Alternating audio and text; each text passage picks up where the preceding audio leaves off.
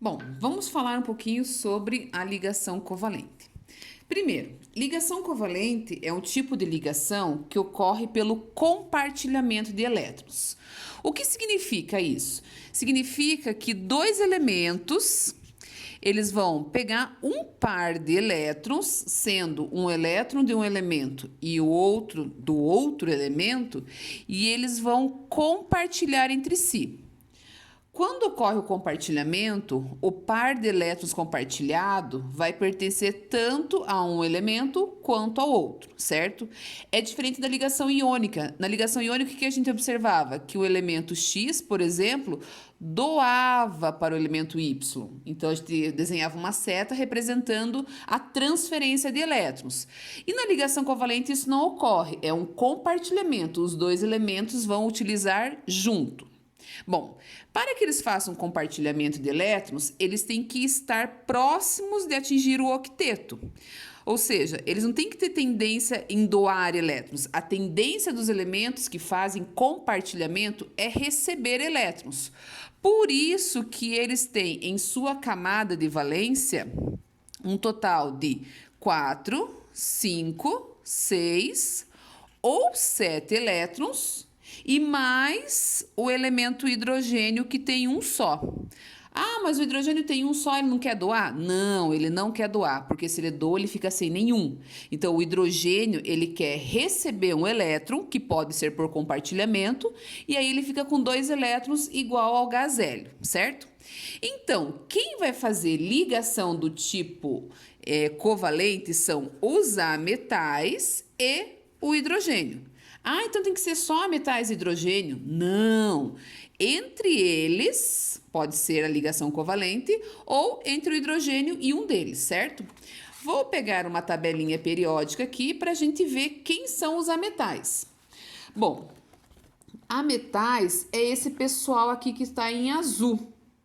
Mais especificamente, a gente vai trabalhar com a ligação covalente com o carbono, o silício e o povo que tá para cá. Não só em azul, mas esse verdinho aqui também. Então, quem é da família 14 tem 4 na camada de valência. Quem é da família 15 tem 5, 6 e 7.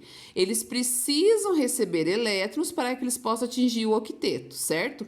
Além desse povo, que não é tanto, né? Não tem tantos elementos químicos do lado de cá, tem o hidrogênio que vai fazer a ligação do tipo covalente também. Então, pode ser hidrogênio com oxigênio, carbono com oxigênio, flúor com hidrogênio. Então, dá para fazer várias opções aí de ligações, certo?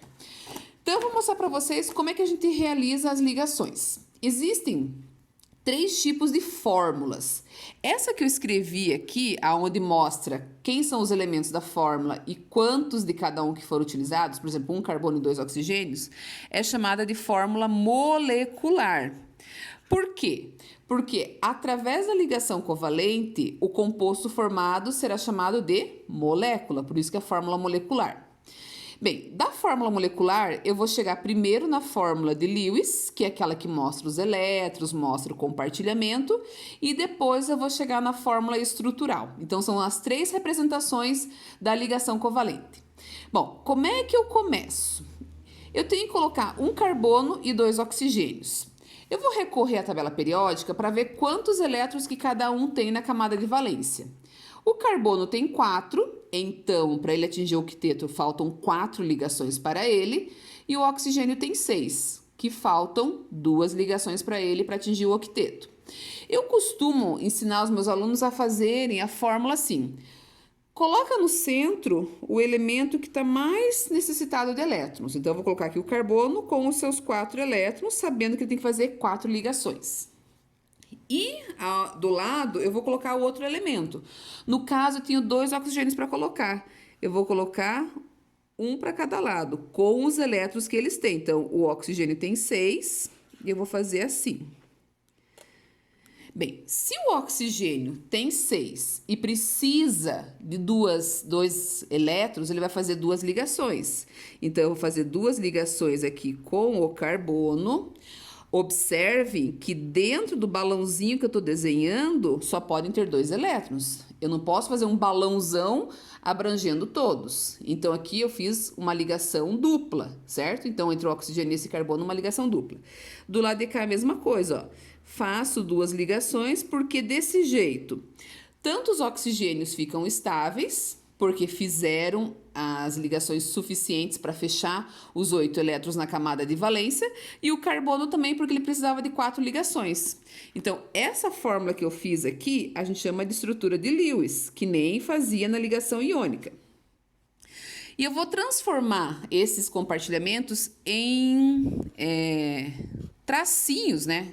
Podemos chamar dessa forma, que são o compartilhamento representado de forma estrutural. Então, aqui, ó, 2 compartilhamentos, 2 tracinhos, carbono mais 2 tracinhos e aqui o outro oxigênio.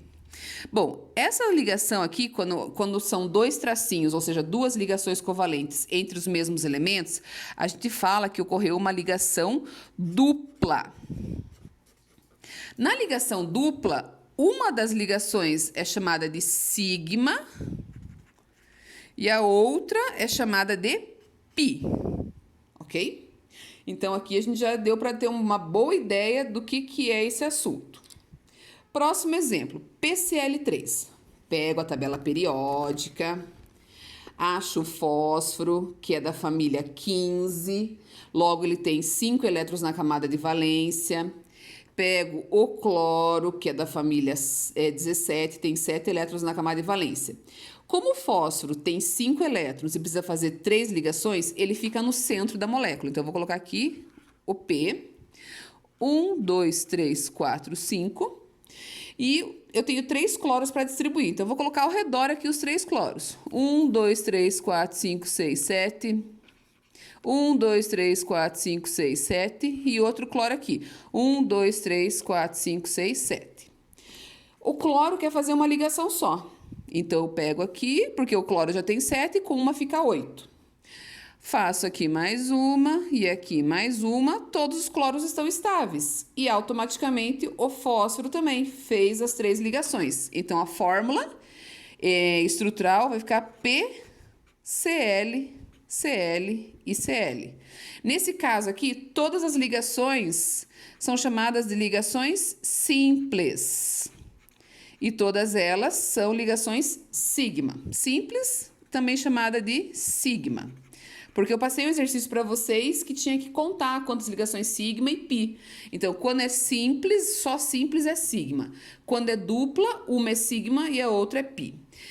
E agora, para finalizar, falta o HCN, chamado de ácido cianídrico. Então, nessa fórmula eu tenho um hidrogênio, um carbono e um nitrogênio. Vamos à tabela periódica.